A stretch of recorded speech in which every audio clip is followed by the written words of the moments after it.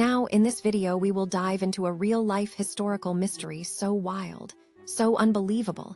It sounds like something from a dream, but it's all true about two children who appeared with green skin.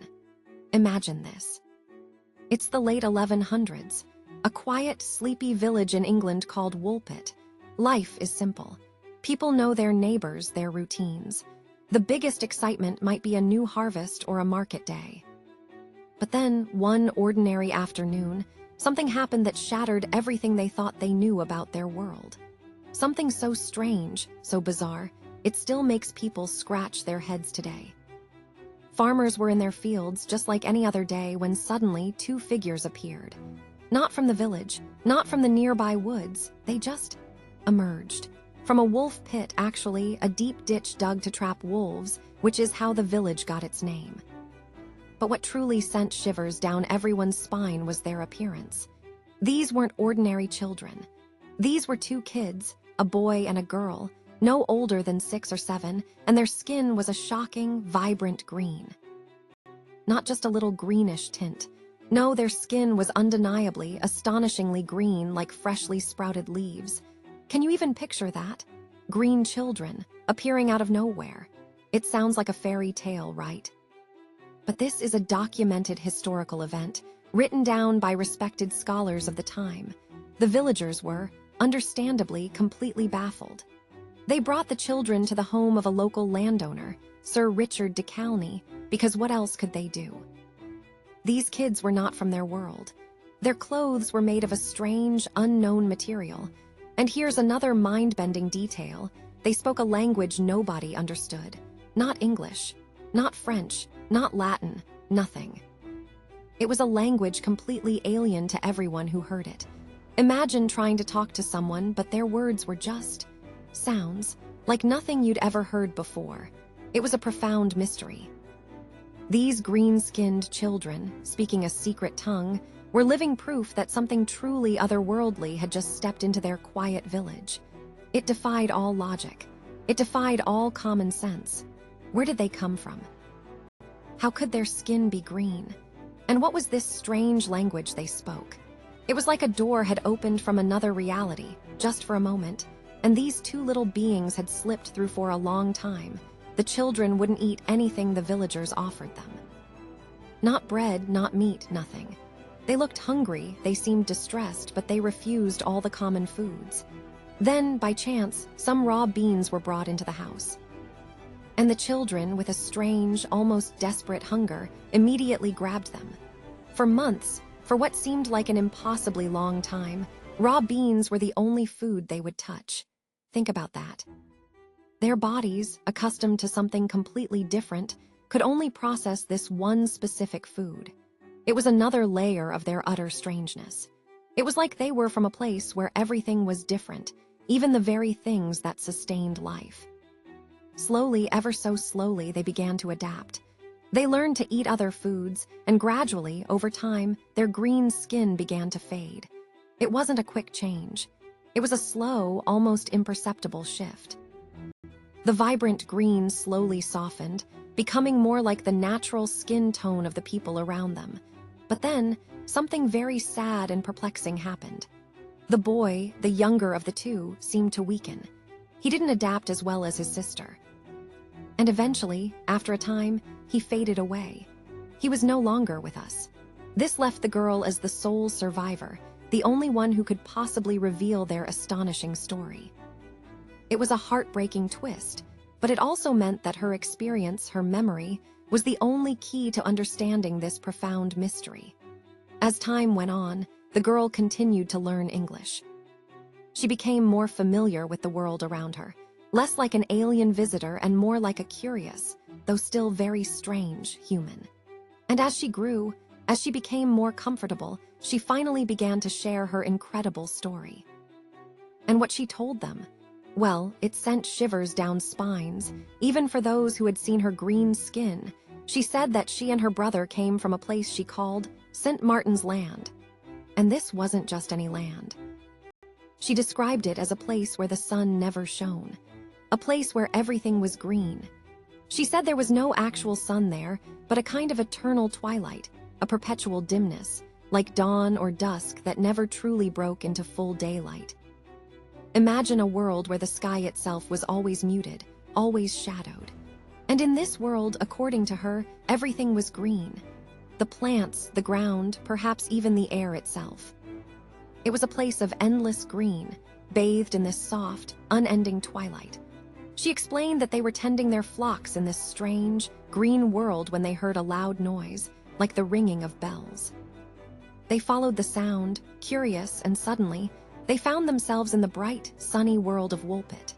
A world of full daylight, of vibrant colors beyond green. They were confused, dazed, and disoriented by the sudden change from perpetual twilight to blinding sun. They had, she said, simply gotten lost. This explanation, coming from a child who had literally appeared from nowhere with green skin, was just as astounding as her arrival. A hidden world, a subterranean realm, a place beneath our feet or perhaps in another dimension entirely, where light was different, and life itself had a different hue. It challenged everything people knew about the Earth, about reality itself.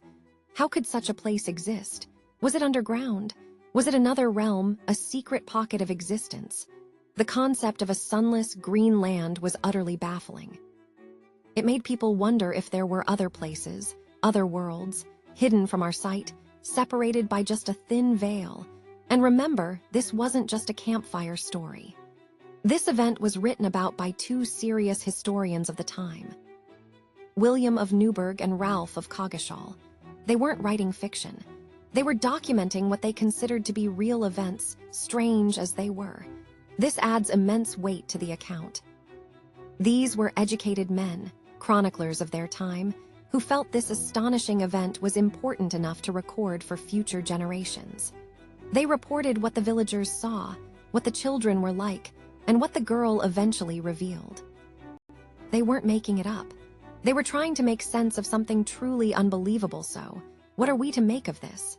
For centuries, people have tried to find logical explanations for the green children of Woolpit.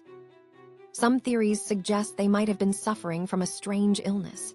For example, some historians have pointed to arsenic poisoning, which can cause skin discoloration. But that doesn't explain the foreign language or the specific story of an underground world. Others have suggested a condition called chlorosis, or green sickness, caused by poor diet, often linked to anemia. This could explain the green tint, and perhaps a diet of just beans would be consistent with someone struggling with hunger. But again, it doesn't explain the sudden appearance from a pit, the strange clothes, or the utterly bizarre story of St. Martin's Land. Perhaps they were Flemish immigrants. In medieval England, many Flemish people came to work. It's possible they were disoriented children from a Flemish family, perhaps separated from their parents, lost in the woods, and somehow fell into the wolf pit. Their foreign language could have simply been a Flemish dialect. But how does that explain the green skin and the story of a sunless, green world? While plausible in parts, this theory still leaves huge, gaping holes in the mystery. It doesn't explain everything. It tries to bring the extraordinary down to the ordinary, but the sheer number of unusual details just doesn't fit. Or, what if we lean into the wilder possibilities, the ones that truly make your mind spin? What if the girl's story was, in some strange, almost unbelievable way, true? What if there are indeed hidden realms or pockets of existence that occasionally brush against our own? Imagine if the Earth isn't just one solid sphere, but a collection of interconnected, distinct realities, some of which are completely unknown to us. What if the St. Martin's Land wasn't a made-up fantasy, but a real place, perhaps deep within the Earth, or even a dimension running parallel to ours? A place where the light source is different, where plant life thrives in a perpetual twilight, and where beings can exist with completely different biological makeups, like green skin. The implications are staggering. It would mean that our understanding of the universe, of our own planet, is incredibly limited. It would mean that there are entire societies, entire ecosystems, operating outside our perception, just a hair's breadth away. The idea that a simple ringing of bells or a strange, unseen pathway could accidentally connect our world to another is both terrifying and utterly fascinating. It makes you wonder what else is out there, lurking just beyond our senses, just out of reach. Are there other strange lands, other beings, that we know nothing about, simply because we haven't stumbled upon their doorway yet? The green children of Woolpit remain one of history's most enduring and perplexing enigmas. No easy answer truly satisfies all the bizarre details. Was it a rare medical condition combined with extreme disorientation? Or was it something far, far more mysterious? Something that hints at hidden dimensions, forgotten passages, or an alien presence right here on our own planet. The fact that this documented event occurred, that people saw these children, that the girl told her astonishing story, forces us to confront the limits of our own knowledge. It challenges our comfortable view of reality. It asks us to consider that perhaps, just perhaps, the world is far stranger, far more magical, and far more unknowable than we could ever possibly imagine. And what if there are other pathways, other green children, waiting to stumble into our world, revealing yet another layer of bizarre, unbelievable truth? What's the strangest historical mystery you've ever heard? Share your thoughts below, and follow for more mind-blowing stories.